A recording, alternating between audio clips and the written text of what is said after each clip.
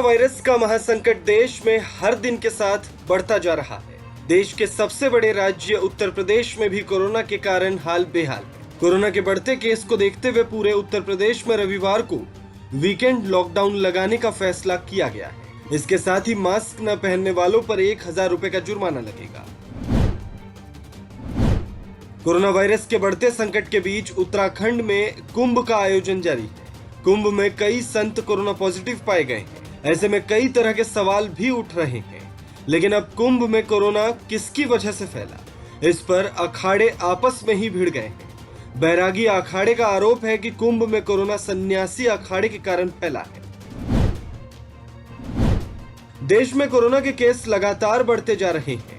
मरीजों की बढ़ती संख्या को लेकर अस्पतालों में ऑक्सीजन समेत कई अन्य उपकरण कम पड़ने लगे हैं। इसी कड़ी में शुक्रवार को ऑक्सीजन सप्लाई को लेकर पीएम मोदी ने राज्यों के साथ बैठक की है। पीएम मोदी ने राज्यों से तालमेल बैठाने को कहा है।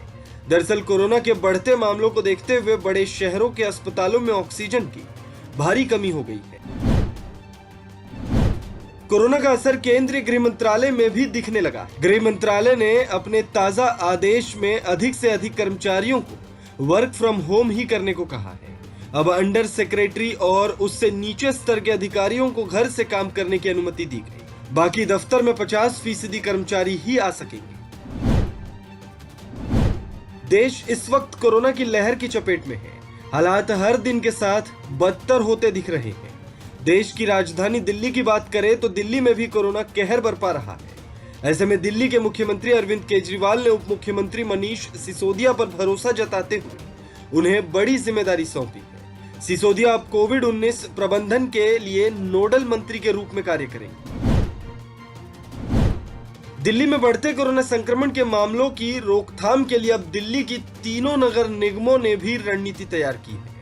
नगर निगमों ने संक्रमण के प्रसार को रोकने के लिए दिल्ली सरकार को भी हर संभव मदद देने का आश्वासन दिया है। साथ ही दिल्ली सरकार की ओर से किए गए वीकेंड कर्फ्यू की घोषणा के बाद ये फैसला किया है कि नगर निगम अपने अधीनस्थ क्षेत्रों में सैनिटाइजेशन का महाअभियान चलाएगी। वीकेंड कर्फ्यू के दौरान यह सैनिटाइजेशन अभियान तीनों निगमों के 272 वार्डों में चलाया जाएगा। पश्चिम बंगाल विधानसभा चुनाव का आधा सफर खत्म हो चुका है। इस बीच मुख्यमंत्री ममता बनर्जी के खिलाफ एफआईआर दर्ज की गई है। पश्चिम बंगाल में केंद्रीय बलों का घेराव करने के लिए लोगों को उकसाने के आरोप में यह एफआईआर दर्ज की गई है। इसमें आरोप लगाया गया है कि उनके उकसाने की वजह से शीतलकुची गोलीबारी की घटना हुई और उनमें 4 लोगों की जान गई। पश्चिम बंगाल में 4 चरण के लिए चुनाव प्रचार जोरों पर है। भारतीय जनता पार्टी उम्मीदवार के पक्ष में रैली को संबोधित करने पहुंचे केंद्रीय गृह मंत्री अमित शाह ने जमकर टीएमसी की सरकार पर हमला बोला। इस मौके पर अमित शाह ने कहा कि जो 70 साल से यहां आए हैं वो अपने ही देश में शरणार्थी का जीवन जी रहे हैं। उनको बीजेपी नागरिकता देने का काम करेगी। वहीं कांग्रेस के पूर्व अध्यक्ष राहुल गांधी पर तंज कसते हुए कहा कि मतदान के कई चरण संपन्न हो गए, लेकिन राहुल बाबा कहीं नहीं दिखे। सुप्रीम कोर्ट के मुख्य न्यायाधीश एस.ए. बोबड़े ने कहा है कि अब समय आ गया है कि महिला सीजेआई होनी चाहिए। उन्होंने कहा कि हमारी तरफ से कोई भेदभाव नहीं किया जाता। हर कॉलेजियम ये सुनिश्चित करता है कि महिलाओं की भागीदारी उनके अनुपात के अनुसार हो। सीजेआई एस.ए. बोबड़े ने यह टिप्पणी महिला वकील की एक याचिका पर की, जिसमें मांग की गई थी कि जजों की नियुक्ति में प्रभाववान वकीलों को जगह दी जाए। शुक्रवार को सप्ताह के आखिरी कारोबारी दिन शेयर बाजार में तेजी रही। बाजार में लगातार तीसरे दिन तेजी देखने को मिली। आज सेंसेक्स और निफ्टी हरे निशान पर बंद हुए।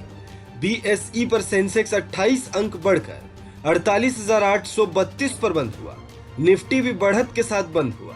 निफ्टी 36 अंक बढ़कर 14,617 पर बंद हुआ। दिन भर के कारोबार में विप्रो, एशियन पेंट्स, एचडीएफसी और हिंडाल्को के शेयर में जबरदस्त उछाल रहा।